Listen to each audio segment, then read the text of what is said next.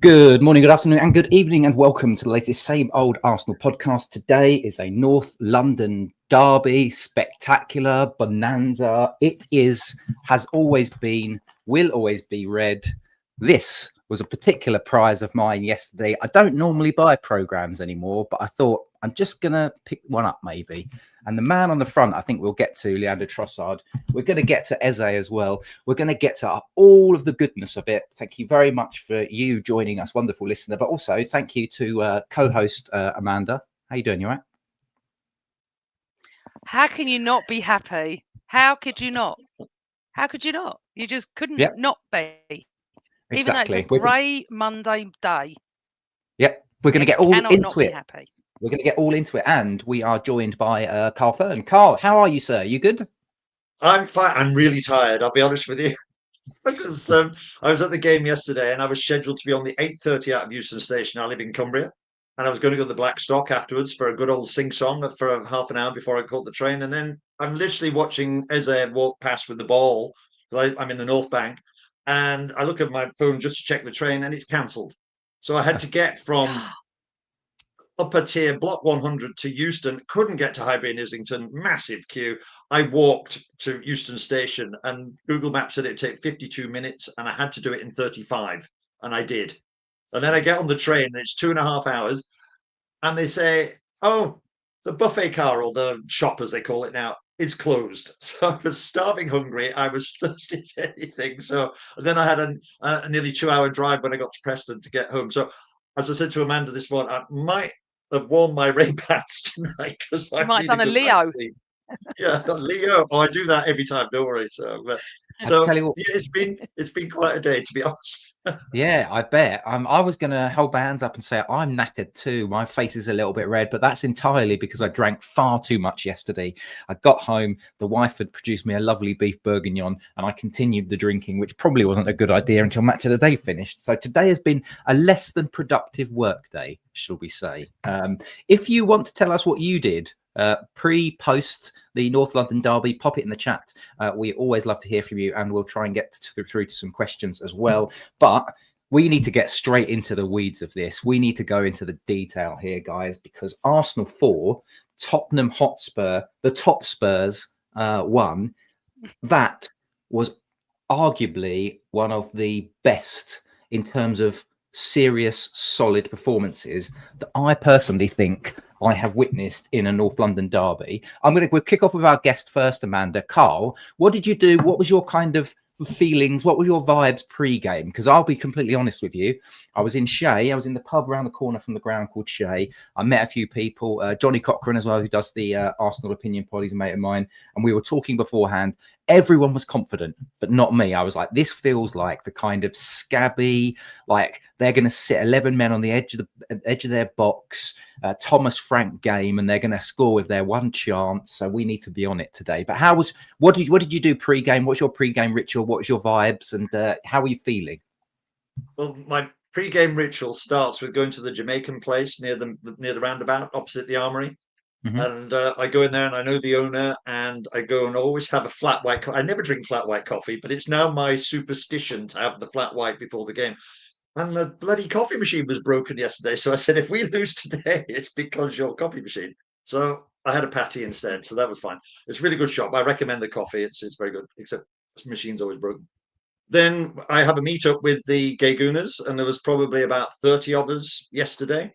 And I would say there was apprehension in the room because there have been talk of, oh, we take a scrappy 1-0. Oh, it's going to be a tough match. They're going to dig in, and it's going to be awful. So beforehand, I would say there was nervousness. And then when the team came out, we were all expecting to see maybe Gyökeres on the list and a few others, but they weren't. Madueke was the one that sort of stood out. So beforehand, a little bit nervous, but I tried to G everybody up because I make badges. So I make badges, and I made a special one for yesterday, which basically said North London is red. I can't show the camera now, but it was a rainbow version of the cannon, the Arsenal cannon, shooting the Tottenham chicken, so we call it. And I ran out of badges because even people in the stadium, when they saw it, they wanted a badge. So I'm going to take a shed load of them on Wednesday for the Bayern Munich game. So yeah, I think we were confident we were going to win, but we thought it was going to be a lot tougher than it was, because I think there's a lot of respect for Thomas Frank, and what he did at Brentford, and we've had some tough games against Brentford over the last few years, and there was that feeling that he might know how to play us, but we'll get to it later. But he didn't have a clue. His tactics were all completely wrong. They were totally wrong. We definitely need to get into it. But Amanda, let's just close this one off before we start talking team news. What was your pre-game ritual? Amanda, she's frozen. Have I frozen or you frozen? No, I was just asking you what your pre-game ritual was. Go ahead, you're back. I know.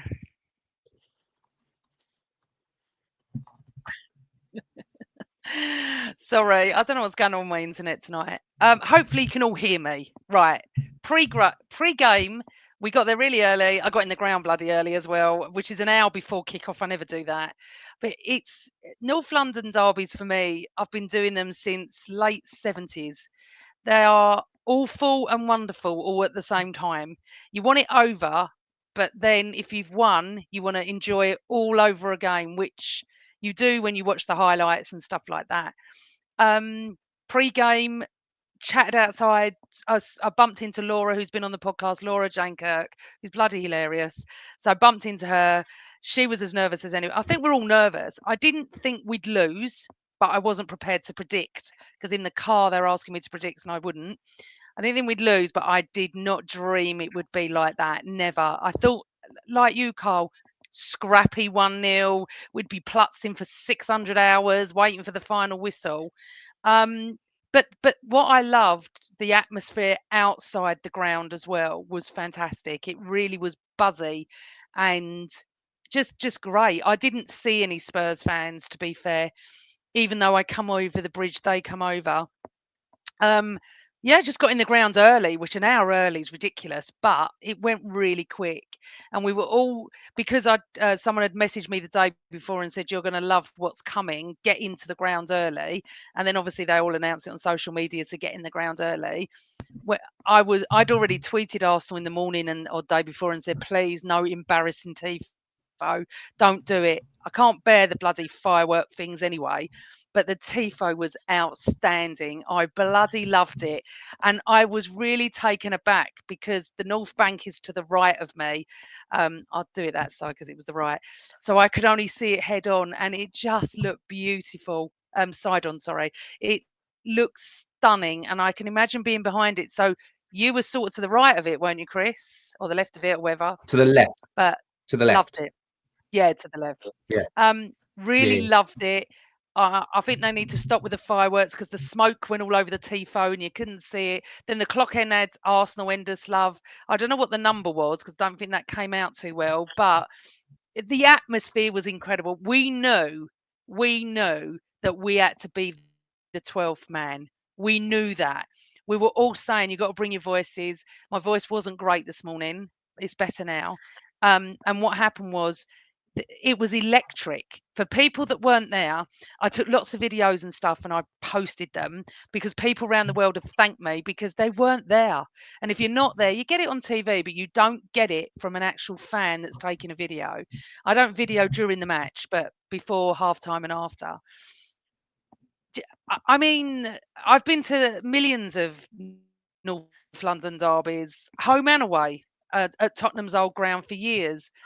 I have to say that was one of the most enjoyable I can remember. I wasn't there in 2004 at Tottenham, but to have Sol Campbell at the top of the tifo, the banter was just Genius. Incredible. I mean, Chris, I didn't know if it was Sol Campbell because I thought it was Ian Wright to begin with. And I thought, wouldn't it be fun if it was Campbell? Or they wouldn't do that. And they did, which is just brilliant. So whoever did the tifo, it was just the best. And I think North Bank Pod has just said what I want to say. The club listening to the criticism shows how at all levels they seem to be pulling in the same direction. Everyone involved, especially fans and groups involved in the tifo, which is fabulous. And that's what you want. You want our perspective on what works, not that stupid thing we had against, was it PSG or something? It was terrible and naff. Awful. Yeah. With a cannon. Yeah. And I loved it. And the fact that we had Sol Campbell on top, the banter's just too much. It's hilarious. Yeah. So it was. I think it's fair to say. Sorry, Chris. I was going to say it's fair to say Go that Arteta is the orchestrator of that. He's the one that's pushing it behind the scenes, because he kept mentioning it in his post-match interviews as well, about the atmosphere and how he got goosebumps with the whole thing. So it's nice to know that the man himself is driving a lot of this. Yeah, 100%. Do you know what's interesting is he is a man of marginal gains, and he loves. He's such a details-orientated guy. If you think about back to the beginning of the season, where we had the noise about how they've removed the covering as the players come out, because they want to create this kind of environment, this kind of atmosphere, this cauldron. And Arteta knows the value of this stuff. He knows the power and the energy that you bring from stadiums. And when that stadium is rocking, when it's alive, when it's awake, I mean, you don't have to do that for a North London derby. I've been coming to Arsenal for years. You're always going to get, it doesn't matter if it's 12:30 on a Saturday or 4:30 on a Sunday or a midweek 8 o'clocker, there will always be atmosphere. But it's the other games as well that we see more of it. We see more of this coming to life, and Arteta's been the orchestrator of a lot of this. So, Carl, you are absolutely right. Let's talk about the actual lineup, though, because of course that then leads us into the kickoff. And we had, well, it was effectively the same team that started against Sunderland, bar Hincapié.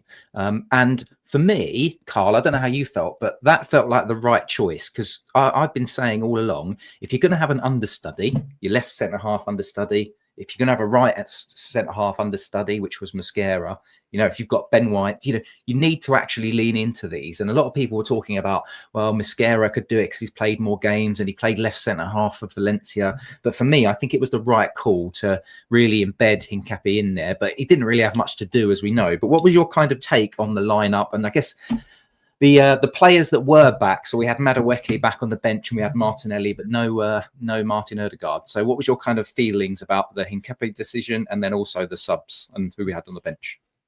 I didn't have a concern about the back line at all, whoever they put in, but it was Mosquera or Hincapié or Miles even. I was more worried about the front and whether, you know, Gyökeres would be back, because I think with him it would have been better in a way. I thought Marino played fantastic, by the way. So I was a little disappointed when I saw the subs bench, as it were, because I was expecting a few more names on it from everything that's been said by a lot of people. But overall, no, was happy. I was happy also with Eze, because I've been a little bit concerned of him taking on that Odegaard type role, because I think we're so used to seeing Odegaard and the way he plays, and then for Eze to try and fit him, but he was his own man yesterday, which was fantastic, and that made a difference to me. But I've got time for Zubimendi, and of course Declan Rice once again just outstanding. Saka, you know, it's a joy to watch that man play. So yeah, I was fairly confident. I always get a bit of a wobble around Trossard, because sometimes I feel that he's better on coming as a super sub. But I have to admit, in the last 4 games when he started, and he did play really, really well as well on yesterday, and he was better on the ball than maybe he has been of say a few months ago. Yeah, certainly. I mean, that's 3 goals and 3 assists for Trossard this season. Can I just thought say he was about absolutely Trossard? superb yesterday. Go on, Amanda. Sorry, Trossard is like a little bit of an unsung hero. Yeah, 100%. Can you hear me? He's, yeah. Yeah. We can hear you. It's one of those players, isn't it? I think my sound's a bit dodgy tonight. I do apologise to everybody. I think with Trossard, I think he gets the raw end of the deal. But Carl, I think everyone feels like that, and then they sit back and go, "He scored again. He's helped the team again." He's the only player that's a little bit like that moment. No.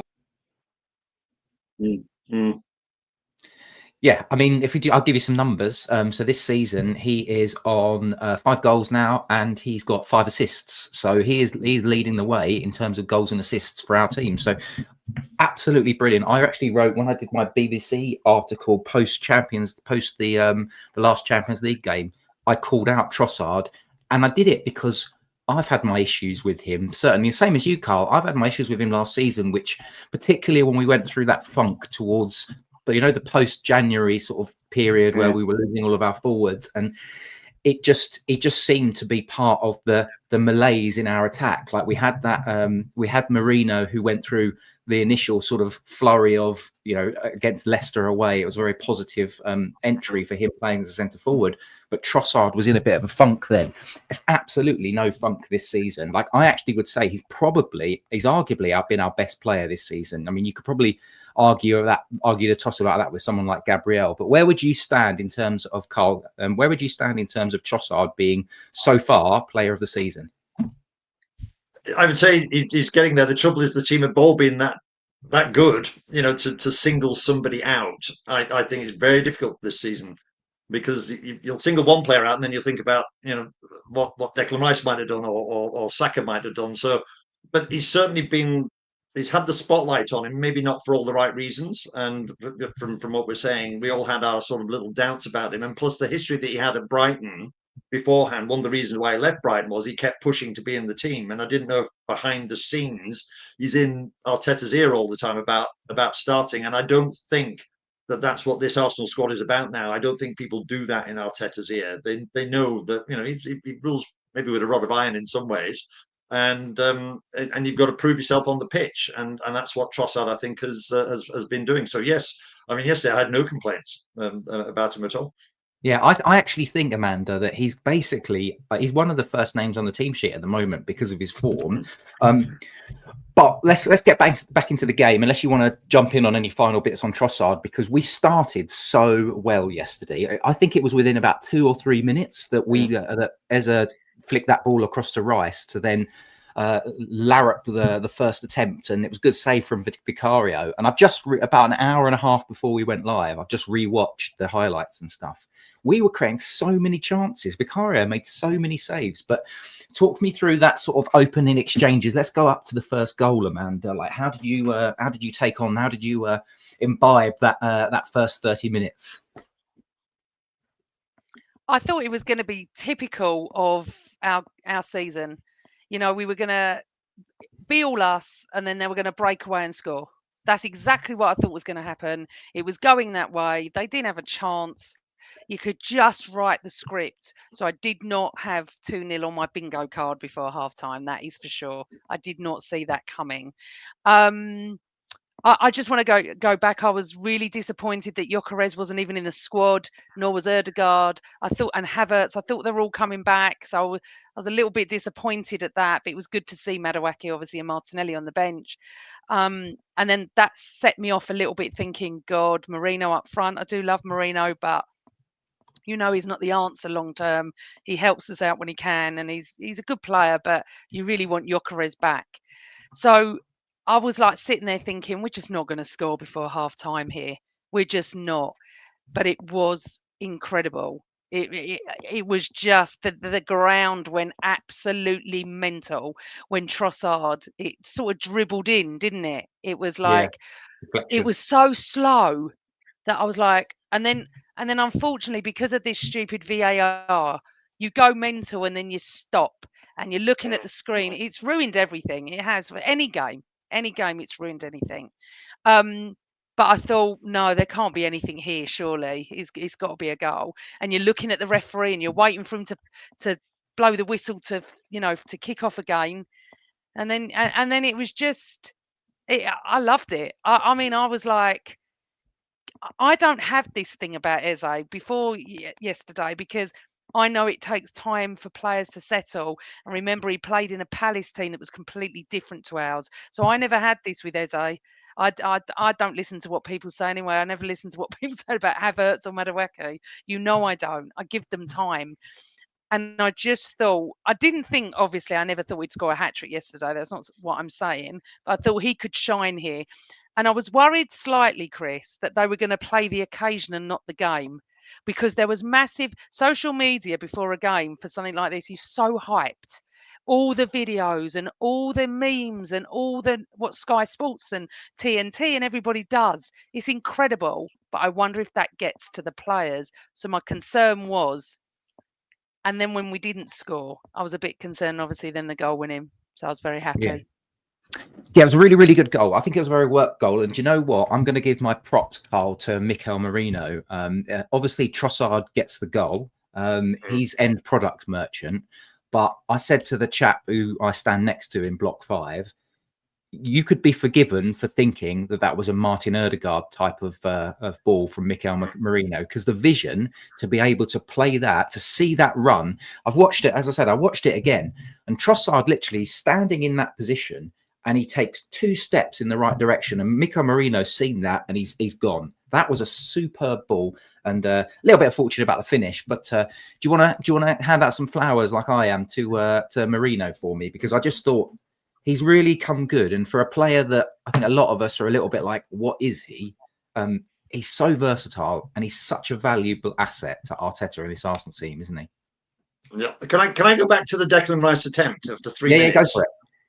Because I watched it over and over again this morning, because I'm wondering if there's been some practicing on the training ground to dink the ball over the bus, as it were, because we did it several times yesterday and it worked. You know, the number of times they were, because where I sit in the North Bank and I look, it was like there were eight players on the line on the 6-yard box and certain set pieces. And I think they've been trying to work out a tactic for getting over the wall, as it were. And this little dink was done several times during the game. And Declan was really unlucky, and Vicario was probably the best save that he made in the whole match.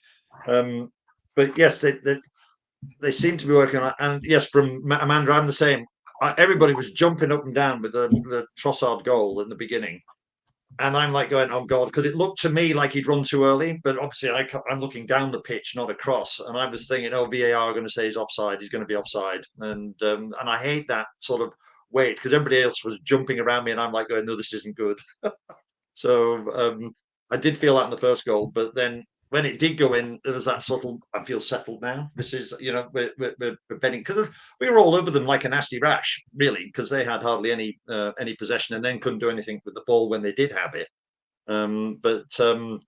Yeah, it's just an interesting little tactic, because I think they are trying to work out how to break the boss.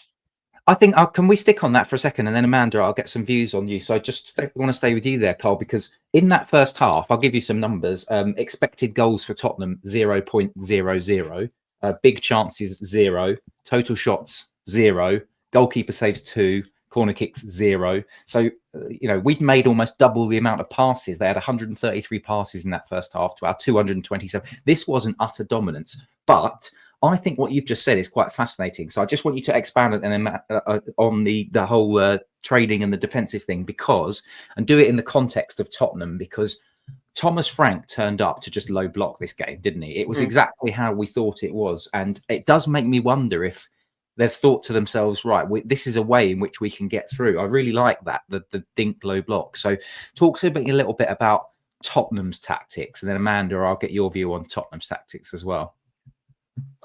I thought Tottenham's tactics were shot to pieces. Yes, they had a low block. But did you notice that every free kick they had in their half, Vicario took the kick? And every single one was a complete waste of time. I really, you know, I couldn't get that tactic at all, and didn't see how that was working. And obviously, they played with just Richarlison. They wanted to do like a Haaland, I was thinking. They just wanted to get the ball to him, and we saw later on, you know, what the impact could be in doing that. But that was a very lucky ball that he got. But it just didn't make sense. I couldn't quite work out what he was trying to do. But to have a goalkeeper taking free kicks just behind the halfway line, no, I didn't understand that, and they made nothing of it. Yeah, absolutely nothing. I mean, Richarlison's hold-up play basically is non-existent. That man, it's like he's got butter attached to his boots, because the ball just doesn't stick whatsoever. Amanda, let's talk a little bit. We don't want to talk too much about Tottenham. We want to focus on Arsenal, but let's do a little bit on how you think Tottenham lined up, Thomas Frank's approach and tactics. Like, what was your kind of thoughts around it up until we scored that goal, and then I guess afterwards as well? Well, I've never seen a negative Tottenham side like that, ever. I can't remember a day they've ever come to the Emirates, Highbury, White Hart Lane, or where they are now, to play like that. I was shocked at how bad they are in that position in the league. And apparently that was the first time they got beaten away from home, which was us. I don't understand what he was doing. And just jump way forward on the way home. You know, I have to listen to TalkSport. I don't have a choice. Tottenham fans were going mental about his lineup and the negativity of it all. And I was sitting there thinking that they reminded me of a team that would be in the lower escalons of the division, of the league, sorry, division. I'm so old. Um, I, I just think that they didn't offer much. The only thing I will say is in the first 20 minutes or so, the defender that was on Saka, and I have to tell you that I used to know all the Tottenham players, and the last couple of seasons I ain't got a clue who anyone is, apart from Richarlison, is that the defender that was on Saka was quite good. He didn't, you know, Saka couldn't cut in Udogie. and do that. Who is it? Udogie. Udogie. Oh yeah. Okay. Well, I've heard of him, but I'm just saying that I felt like he was okay. So I thought, oh, they're going to be quite good in defence, and I kept saying to Carl, they're going to be better in defence. They had nothing, absolutely nothing, and that's why I got absolutely freaking pissed off at what we allowed them to score. But anyway, we'll go back onto that. They came with negativity, low block, parked the bus, didn't want to lose by 7, and the goalkeeper wasted time from minute 1. Yeah. Minute 1. I've never seen that. Literally, the first time he took a goal kick. I mean, and this is why I prefer to have a captain that's in the middle of the field to say to the ref, he's wasting time already. I know they do this thing with their arm all of a sudden, you know, for the 8 seconds, but did not stop wasting time. It was Tony Pulis Stoke tactics, to be fair. They weren't that filthy, to be fair. It wasn't that sort of game. They just weren't at the races. I think, and here we go, I think they played the occasion and not the game, where Arsenal Yeah. didn't do that. We came to play the game. We Yeah. thought we were better. We acted like we were better, and we had the confidence. They were shit scared, and that's why they parked the bus.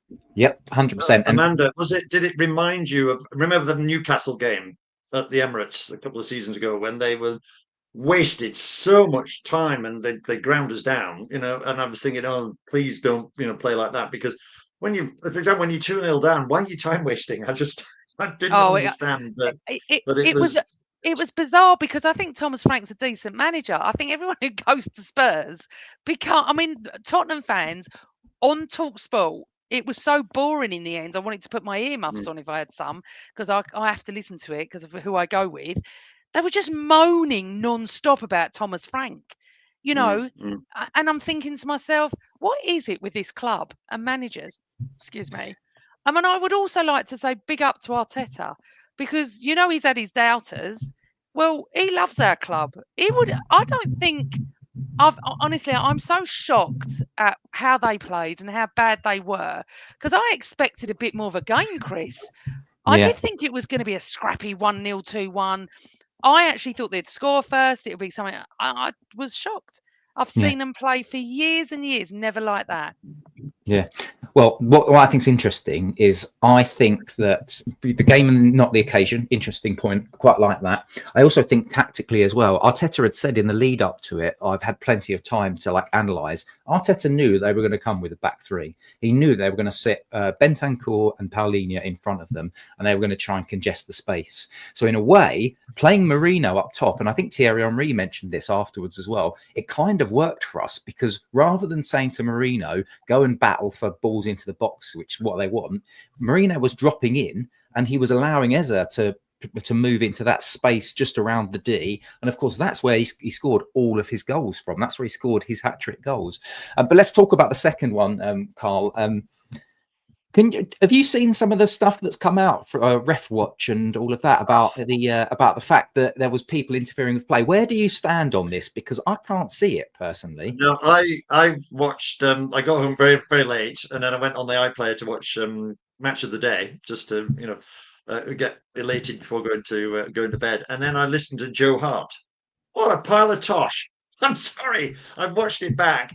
It was their players blocking the view of the goal, and there just happened to be a couple of Arsenal players nearby. The whole thing, I think, was out. It was nothing like the Liverpool bad decision against City, when frankly that should have stood, that goal. But let's not go into that. But to say what because Joe Hart, I think Amanda, you criticised Joe Hart as well for some comments that he made, and it was just an awful pundit to sort of say, "Oh, that should have been struck off that as a goal," and no, it was there was nothing wrong with it. Yeah. I'm right. So let's go back. The Liverpool goal should have been cancelled because the bloke ducked, and if he didn't duck, it'd have hit his head. So for me, I always say what I think, and I agree with Joe Hart. Now I know no Arsenal fan does, but when they showed it from that angle, I think Trossard is in the line of his view, and I am shocked it was given because normally we wouldn't get anything like that. So I am a little bit. I understand why people are saying it, and if you watch what I watched, Carl, did you not see when he turned the play round and what is it Vicario, their goalkeeper? I don't even know. Yeah.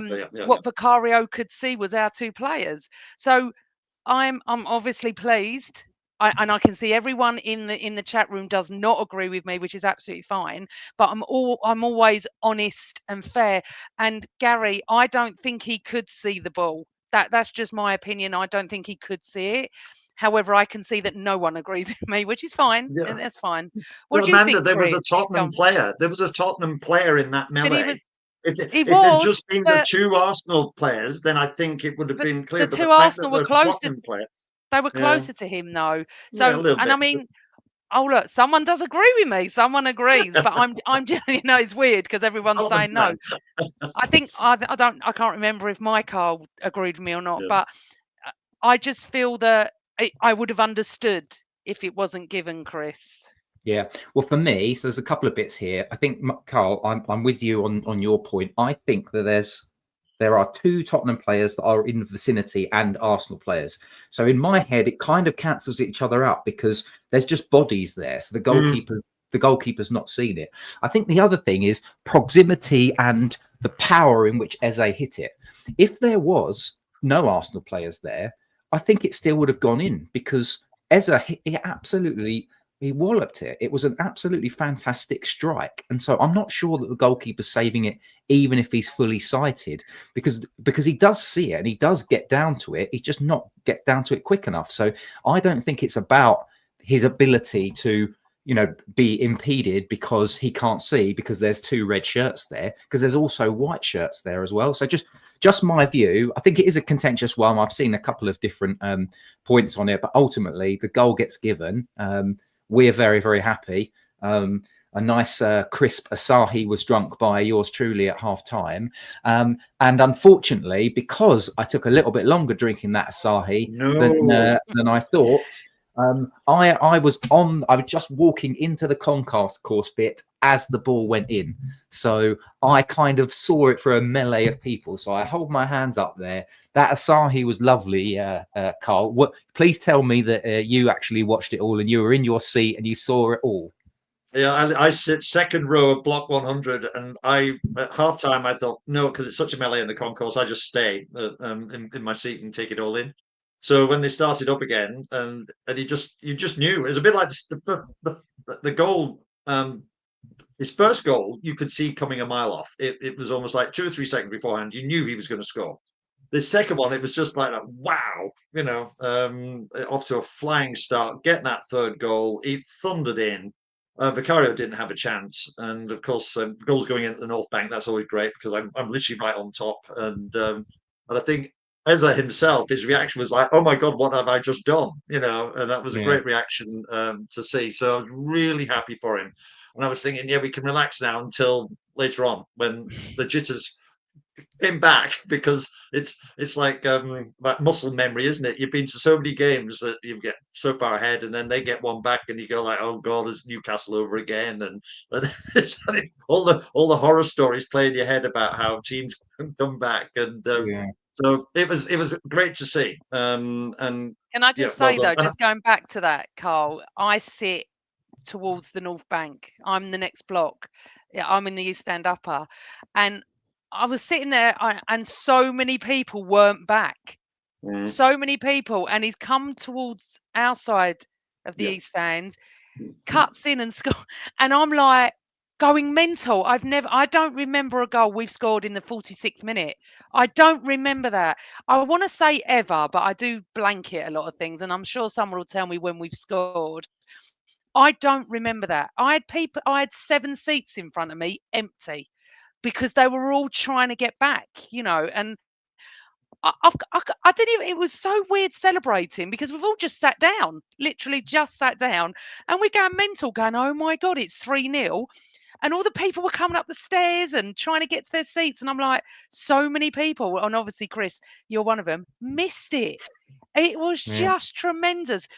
And yeah, and and you're sitting there at 3-0 with 46 minutes gone, going, right, do you know what? Let's go for it. Let's go for the jugular. I couldn't care less who it is. We need goal difference. We're going to need this at the end of the season.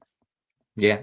And then obviously, so when did you see it, Chris? Did you able to see the on replay on the on the screen or not? on the replay because I was coming in as it happened, and I've got Right. to say, do you know what? Jurian Timber again, another masterful performance yesterday. I know, Oh, isn't it? he picks up the assist there, but it's essentially a square pass. All of the heavy lifting is done, Carl, with that as a finish, and also on his weaker foot as well. The technique of this guy and how deadly he is from around the opposition D, that space. I mean, that is his zone. I watched, I think it was James Orcott, who does like a tactical show on YouTube, and he was talking about it's almost the Eze zone. The Eze zone is that space. And if you think about where I remember him scoring last season against us at the Emirates from that sort of from a corner, really, really good finish from around that sort of spot. He's absolutely deadly. And that's something that we've really lacked. And again, I've watched, I think it was Sky Sports, where I've watched another video where they were talking about it and saying Arsenal will win the league this season because they have somebody in that position that wasn't there last year. Do you agree with that, Carl? It's hard to say because he's such a unique player. As you say, he plays his own style, and the way that shot went in, as you say, on his other foot, you could just almost hear it in the North Bank. It was a Yeah. thunderous, to strikers. A lot of players, it would have gone over the bar. It would have gone to the side. I'll be honest. Maybe if he had a better goalkeeper, they might have had a chance of saving it because those low shots, are ones that goalies, in the main should be trying to get. They're not like in the top corner. But we did miss somebody with that power because I don't think Declan Rice was quite up to speed on those kind of shots until halfway through last season. I mean, Yeah. he can do a similar sort of thing. So yeah, it's just nice to see sort of a new card in the deck in terms of what Eze can do. And it's nice that he goes to the left more than maybe Odegaard does as well, and that's quite interesting to see. Where he positions himself around that D. So Yeah. I'm going to ask you both then, does Erdegaard walk straight back in the team? I've just written that down. That was going to be my question for you. It's like This podcast is really brother. hard because we've just talked about the fact that Trossard is in such amazing form and he's our highest sort of goal output merchant at the moment. Then you've got, so that's the left wing position. You're not going to drop Saka, are you? Because he's our star boy, so he doesn't drop him. But Odegaard's the captain. You don't. Declan Rice is such a unicorn footballer. You cannot drop Declan Rice. So are you saying that Eze gets dropped after just scoring a hat trick? I think maybe there's a question about rotation. Yeah. But the good news, I guess, the good news is that if he's finding form now, and Carl, I'd love you to sort of jump in on this as well. If he's finding form now, Eze, what a lovely position to be in. That you don't have to rush back Odegaard, that you can just say, do you know what? We're absolutely fine. You take your time, mate. Yep. I think it depends on the game. I think if I was sat in Arteta's office deciding who's going to play against certain teams, then I would, probably pick Odegaard over Eze in some cases, maybe even Zubamendi a bit. It is that sort of the rotation that he can do now. I think there's certain games we've missed Odegaard. I think he would have made a difference at Sunderland. Myself, I was at that game. I've always been a big fan of Martin, so it's a bit hard to sort of say, oh, keep him on the bench because I think he has a lot of qualities to offer on the pitch rather than actually where he plays. I think he's like a sort of mini manager on the pitch as well.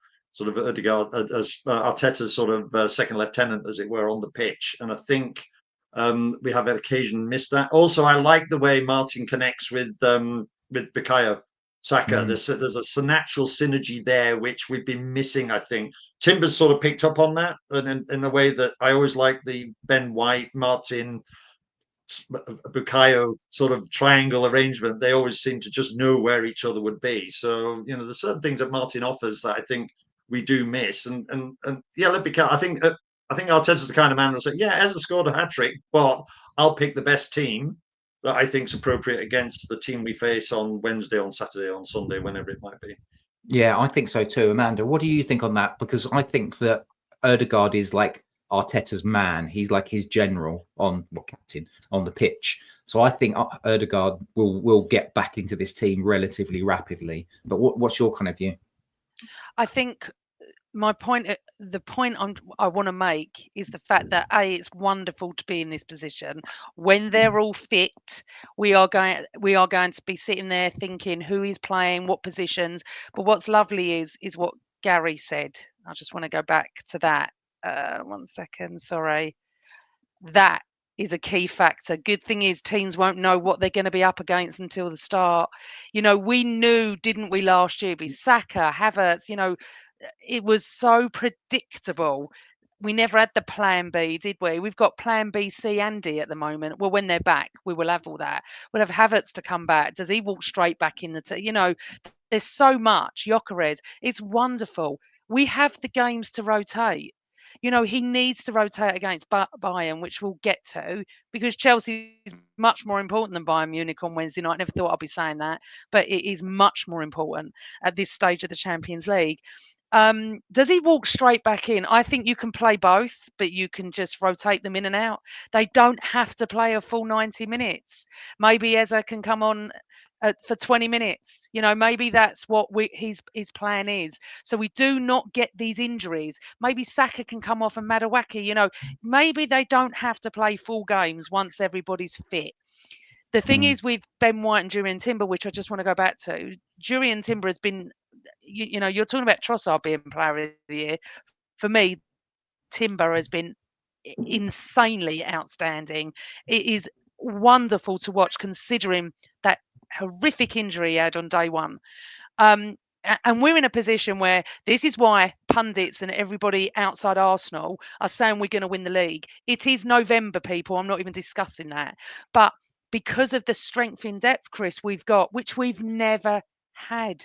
We've never had this before. You sit there and you're going, bring Martinelli on, bring Madueke on. Who are you going to take off? Doesn't matter. Take someone off. Bring them on. We've got it. You're looking at the bench. You're looking at Dauman, Waneri. It's wonderful. And we've got 4 of them still out. So for me, it's all about rotation, and he needs to get that right. I don't want to see the same team against Bayern Munich. I really don't. I want Skelly on. I want Ricardo off. I want them to have that rest, because Chelsea's going to be absolutely massive on Sunday. Yeah, it's a really, really big one. And do you know what's interesting? The fact we're having a debate about who's been the best player of the season, that's the reason why we're 6 points clear at the top at the moment. Because you could say Raya, you could say Saliba, you could say Gabriel, you could say Calafiori, you could say Zubimendi has been transformational for us. Trossard's in form. The only one you probably say has been a little bit muted, but that's because he's kicked off the season. He was out for about 3 weeks, has been Saka. But even he is still delivering on end product. So there are so many players that are performing, and we are just such a difficult team to beat that unfortunately the only way that teams do score against us is by getting ridiculously once in a lifetime goals, Carl. And you have to sort of begrudgingly just go, yeah, all right. I mean, I don't think Richarlison is worth any sort of figure, if you like. I can't stand the guy, and I just don't think he's a very good footballer. I think he's very, very average, and I can't believe he's got as many Brazil caps as he does. But that was a great finish, wasn't it, Carl? It was. I've described him as the pantomime villain, who was happy. All of us were happy when he did that stupid celebration, took his shirt off, thought he'd got the winning goal, and then they didn't get the win. So he's done that twice now. I don't like his attitude. He's just one of. I cannot see a player like that, for example, playing for Arsenal. We would never have a player like that. Certainly under the Arteta reign, it wouldn't happen. I must admit, I was watching Zubimendi go across pitch, and I was like, "You holding on to it too long? Just please pass the ball. Please pass the ball." I saw a bit of a disaster happening because I saw that Raya was way out of his goal, and then I was hoping that he'd miss. But the way that Raya went back, I mean, if you'd been in the clock end, that was one hell of a spectacular attempt to save it. But yeah, it was just one of those, a bit like the goal at Liverpool. It was 2 or 3 seconds of luck, and the 1 in 20 times that the goal would have gone in, it went in, and I think it was that situation. A lot of times he would have missed. Wouldn't have got enough behind it, but hey ho, it went in, and but I must admit that's when I started going like, oh god, as I talked before about that muscle memory of games in the past, where you think, oh, is this where, so squeaky bum time for a little while, and then no, because they didn't take advantage of it. You thought that in a previous North London derby they'd have got all fired up, got their fans behind them, and it just didn't happen. Yeah, Amanda. I just wanted to say that Zubimendi, players make mistakes. I'm not getting on his back. But is anyone getting a little bit fed up with Raya playing on the halfway line? Or is it just me? He worries me so much, Chris, that I'm watching down there and I'm like, I've got half a pitch here where there's no one's in our goal. So in instances like that, he could have saved it, couldn't he, if he was on his line? So I think you just need to look at the way in which we play and the way in which Arteta I know. sets his team up, because essentially what Arteta is doing is saying, I want an extra outfield player, and so I want you to play like that because I want you to have the option. He's almost playing like a sweeper, and what it does is it enables our centre halves to like split a little bit more at times. And if you think about the way in which Ricardo Calafiori plays left back or left wing or left eight or centre forward, depending on where he fancies going. So if you've got Ricardo Calafiori out of position, but you've split your left centre half, you can drop Raya forward, and actually it means that you can have someone like Calafiori operating in a position where teams don't know how to mark him. So I think it's just the way in which we're set up, and you probably just need to accept that sort of stuff every once in a while, once in a blue moon, that sort of weird stuff is going to happen. But if it's once in a blue moon, and if you've already scored a few open play goals, by the way, in the process, then I think we can just kind of accept it. And that final fourth open play goal, Carl, I think that was my favourite from the lot, because you know how you described, it's going in before it even leaves his boot. That's how I felt with that one. The way that it just opened up, and also to have the Spurs player, I think it was Udogie, just left sort of slip down on his arse as Eze just kind of curls it in. That for me was my pick of the bunch. Was it your pick of the bunch? Like, did you also have that feeling of, I know this is going in before it even left his boot? Yes, it was definitely it was the absolute icing on the cake, because he got the hat trick, and probably Amanda and I were the only ones on this call that maybe were alive the last time. Was it Alan Sunderland scored? Well, can I just give you a stat? I'll give you a stat, because yes, it was Alan Sunderland, 1978, and me and you know him well because he won us the cup in 79. I know that, and that's not something I need to look at. It was my first final I watched. The Arsenal players to have done so are Ted Drake, 20th of October 1934, Alan Sunderland, 23rd of December 78, and Eberichi Eze, 23rd of November 2025. So he joins that elite list of that, and also a landmark day because that was the 400th hat trick scored in the competition, and he became the 23rd Arsenal player to get one. No team has more different hat trick scorers. So that is down to Carl. He's sending me all those stats, but I agree with you that goal from Eze, the third one, was my favourite, but he's saying his second one was his favourite. I loved the third one. The roof lifted, the band started. There was a fire drill at the other end. Let me tell you, Spurs fans, some didn't come back after half time. Some left after Eze scored in the 46th minute. And then when it went 4-1, it emptied. And I did not. And I swear, when I was walking home, and I always with the away fans over the bridge, did not see one Spurs fan. I know I stayed a bit later and enjoyed all the music and the fun with the players. There wasn't one Spurs fan that I saw. So that sealed it, didn't it? That fantastic goal by Eze, Chris. I loved it. Yeah, 100%. 100%. I want to ask you both now. Amanda's husband Carl often puts something in the chat. I'm not going to say the question. He's But already where done are it. you? Where are you, There we go. Carl? Oh, that Where one. are you in terms of this team and the significance of that result in the context of where we want to be in May? For me, the difficulty is Tottenham played so badly, right? Mm. To be honest, and was set up so badly, we couldn't fail to win that game. I was at the Sunderland game, and to see a team having a go against us, I wonder if Thomas Frank even watched that game for any tactics, because we are more open the way we play. We leave ourselves open at the back. And Amanda, just kind of go back to the Raya situation. If he'd have been closer to his goal, then Richarlison could have been in a goal scoring position, and he would have been taken out, and we might have had a red card from somebody Yes, trying there is to. that, and it could have been Yeah, one-on-one with yeah, Raya. I yeah, appreciate that. yeah. So I feel like part of me half the kind of pitch is went, yeah, empty. yeah. That was almost like the insurance policy, because again, I was at Bournemouth when Saliba got sent off, and it's always in your mind when there's that situation. Yeah. So is it better to concede a goal, certainly when you're that far ahead, both on the pitch and in number of goals? But so Tottenham played really bad. I think the test will be next week at Chelsea, in terms of a team that's had sort of more success. But even they've had bits of wobbles and had some strange results. For the rest of the season, if we get these players back, I'm watching games now and I'm not frightened that we're going to, concede a late equaliser, or, somebody's going to get a late winner. We're so strong and solid across the whole pitch.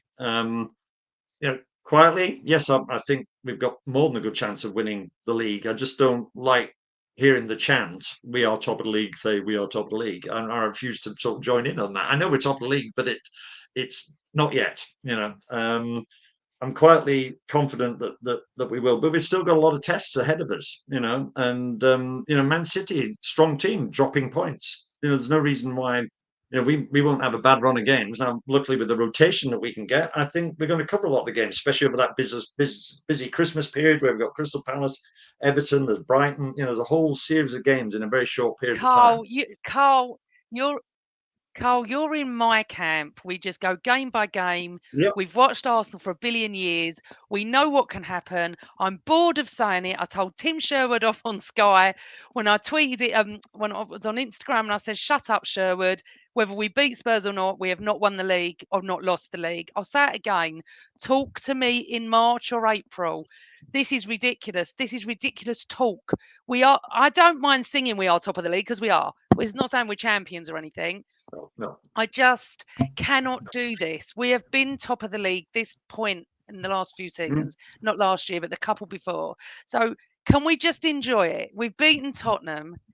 Chris, I didn't even want to ask that question by Carl, but I knew you would. No, and that's why I'm trying to avoid it. But I do think we are, like, that was a statement win yesterday. All the talk on Friday was how we were going to be 1 point off of Manchester, or Manchester City were going to be 1 point off of us. Yeah. And, Yeah. you looked at that and think, Yeah. Newcastle have a terrible record against City. I think it was the first time they've beaten him in God knows how long at St James's Park. So you're thinking that's probably going to end up being a win. You're then also thinking, Tottenham could spoil the party. It could get, the occasion, playing the occasion, the pressure of the occasion. And then I look at that result and how emphatic it was. And I think, Carl, you and I agree with you. Next weekend, if we somehow manage to get a win at Stamford Bridge, we've drawn the last 2 times that we've gone there. So certainly by no means a foregone conclusion. That's another big statement. And then I'm looking at the rest of the fixtures. It's Brentford at home the week after, Villa away, which is going to be really tough. You've got Wolves at home. You've got Everton away that takes us up to Christmas. This is a period in the season in which, this is a hard period for us in the season.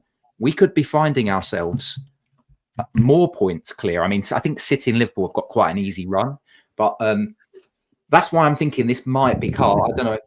That's why I'm thinking this week could be pivotal. We could look back on this in May and think it could be this week was one of the defining ones. I think there's things gone our way this season, which haven't in the past. Think about all those weekends where we played last, and maybe Liverpool have drawn and Man City have drawn, and we have an opportunity to leapfrog and all the rest of it, and we've screwed up. We've either lost or we drew. Yeah. We've had 2 weekends now in this season where Liverpool City did badly, we did really well. Same thing this weekend gone. Liverpool lost and Man City lost at Newcastle, and that didn't happen last season. We never took advantage of those sort of situations. So, and then winning against teams like West Ham, that it was a miserable 1-0 loss last year at home, and getting all the games against Fulham. We've been getting the wins, and that's making the difference. And you just carry that through. So we've had a bit of a favourable wind, shall we say, with Liverpool and Man City losing at weekends, and long may it continue. Wouldn't it be fantastic? We beat Chelsea next week and Man City lose again, and we're God knows how many points. Yeah, but I don't want to be like negative Nelly here. I don't. But if we don't and Chelsea win, they're 3 points behind us. So then all of a sudden we've lost the league that we haven't even won yet because it's not May. So can we not fall into this? We've got this one. Just enjoy. And I will agree with John Rose. That was not a statement win. It was just 3 points because they weren't very good. Chelsea are going to be a different kettle of fish. Honestly, I say this till I'm blue in the face. Let's just enjoy it. How can you say that beating Tottenham at home 4-1 because they were rubbish? Because they weren't very good. It's still a statement win. Doesn't matter I agree with John. It's the worst Tottenham side I've ever seen play against us. So I'm trying to think back over the hundreds of 80s and the 90s. I've never seen that before. So for me, they're a pretty, and this is not me just dissing Tottenham. They reminded me of a side in the 18th in the league, trying to just not get hammered. So I will honestly, February, March, I'll start to get a bit excited if we're still in this reign of form. And the thing is, and all our players are back, I might start to think about there's a possibility. It is frigging November. Honestly, stop it. Right. And even when we play Chelsea, it's still November until on the Monday the next day. So I understand why, pundits are saying this. And it is boiling everybody's piss. Chelsea, Tottenham coming at us with don't like North London forever. They don't like Atifa. They don't like this. They don't like that. The set pieces. We didn't have a set piece yesterday. And I do want to say something about Gabriel sitting on that bench. I don't know if you've seen his celebrations yesterday. And I want to mention that if up to his injury, for me, he was virtually player of the season. He was incredible. I'm only going back to that because I didn't get a chance to mention it.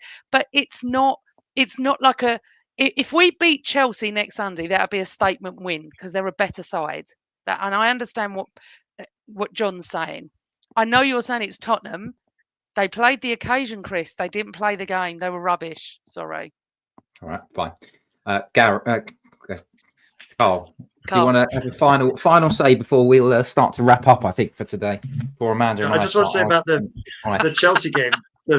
The hope that we've got is they've not had a red card for a few games and they're due one because they've had so many this season. So Cucurella, I reckon, because I can't stand watching him play, and he's going to hack Saka to pieces as always. So I'm hoping that he gets red mist on. So I shouldn't say that, but anyway, there we go.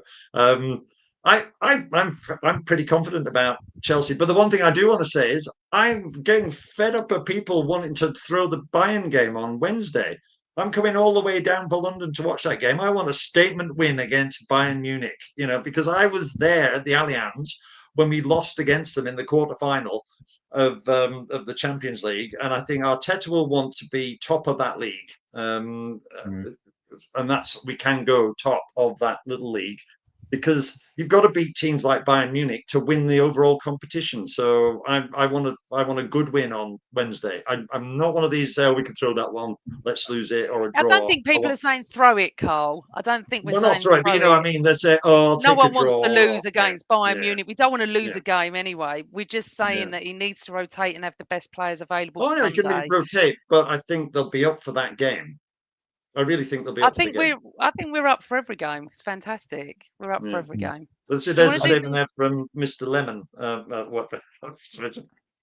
All the games matter. That's how Arteta sees it, and I'm with Arteta on that. All the games matter.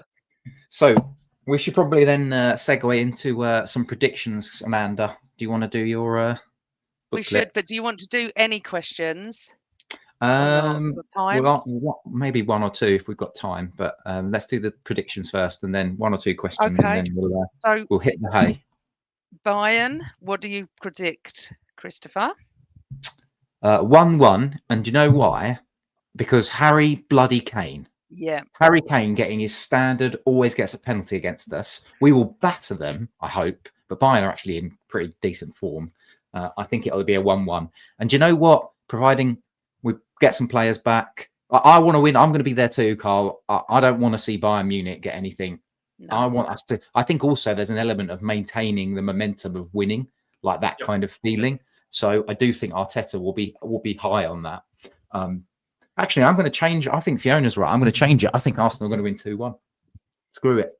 Okay, so you're going 2-1. I've gone 2-2. Carl?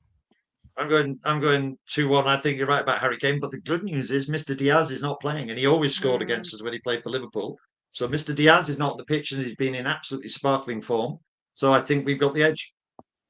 Nice. And if the crowd get anywhere near like they were on yesterday, then I think it'll be a good night.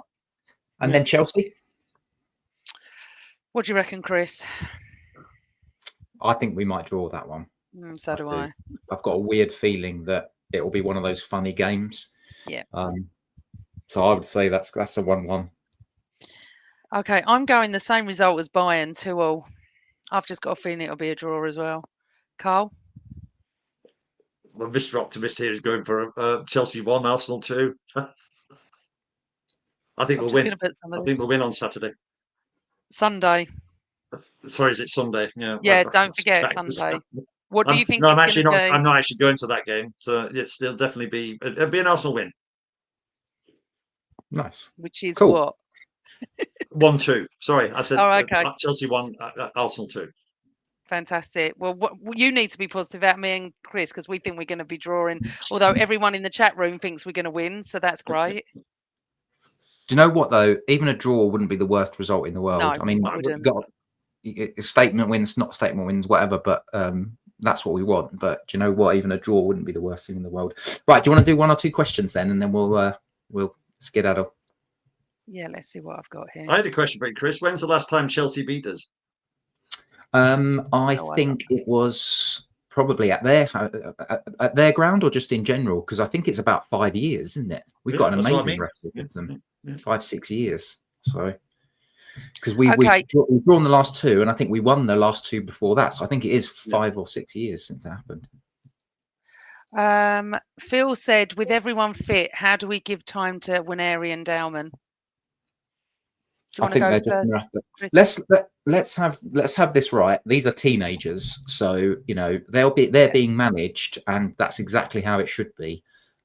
If Winery hadn't have broken through last season and played so much football, we'd probably say he's on schedule. Same as Lewis Skelly. They're on track at the moment. Their minutes are being ramped up as they get older, as they have more influence, as they start to grow, their bodies start to grow. So I don't think we need to worry too much about that. I think you give him minutes in like some of the cup games. Maybe in January we can not get a Premier League team in the FA Cup as well. That would be nice. I'd like to go to someone like Preston or I went there a few years ago. Blackpool, I went there a few years. I went to uni in Lancaster, so Preston, Blackpool, Burnley, any of those areas. Go up. Chris, I went to school in Lancaster. I was at Lancaster Royal, so I know Lancaster. Okay. Yeah, and I'm working with a professor at Lancaster University at the moment. Barrow. Got to have the game at Barrow because let's play Barrow. There's going to be enough matches, isn't there, to play them? Yeah. So, yeah. But in seriousness to the question, Wanieri might end up doing a Saliba, and I think he might go out on loan at some point. Yeah. And there's a chance that Miles might do the same. Diamond's way too young, and I agree with you. I think they're going to manage his time carefully. He's playing with the under-19s, and is that the under-19 England team now? He's broken into, and there's plenty of game playing opportunity for him. I mean, I joked yesterday that let's bring Diamond on and get a penalty. Yeah, so it's he's very useful at winning the penalties, but yeah, he needs a couple more years before he can be a serious contender for starting Premier League games. Okay, last question from Carl. We have a stacked bench, more so between now and Christmas. Do you trust Arteta to rotate the squad? It feels like a lot of players are not getting chances at the moment. MLS, Ben White, etc. Chris, 100% yes. yes. And I tell you Yeah. why. Bayern Munich in midweek, then we play Chelsea. Then in midweek, we got Brentford at home. Then we play Villa at the weekend. Then we've got Club Bruges away in the Champions League. I think that's an opportunity to rotate. We've got Wolves at home. That should be an opportunity to rotate. So I think you've got some games coming up where he will rotate. I think he'll rotate certain positions. He's favouring rotating fullbacks at the moment, and I think Ødegaard, Eze would possibly share minutes. I think Gyökeres will share minutes. I think the noises, I suspect, are that Havertz should be back in December at some stage, so they'll ease him back in. But I think there's going to be enough minutes. Question on whether or not Nwaneri and Dalman get those minutes, but I don't think we need to worry too much about that, because I think he'll rotate wingers as well. Madueke, Martinelli, Trossard, they'll all get minutes. I think he will rotate. I agree totally with Chris. Yeah, this is the same. You're going to see quite different teams. When we play, who we play in the Carabao Cup in the Crystal Palace. Crystal Palace. Yeah, that'd be an interesting one. Yeah. So for the youngsters, but no, if the team are bang, you've got Gyökeres and you've got Madueke and you've got Havertz. Of course, you're going to rotate. I think because we can't afford to put out the same 11 every time, because that's when the injuries are going to hit. Yep. 100%. Emerson said the 46th minute was Robert Perez against Southampton. Thanks, Emerson, but I am not going to remember that. I don't even remember the game.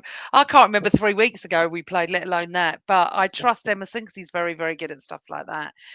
Also, just a couple of things. If you're not watching the show live, then hit the hype button. Apparently, there's a hype button on YouTube now. It just helps other Gooners to find the show. So if you're not watching live, please press the hype button.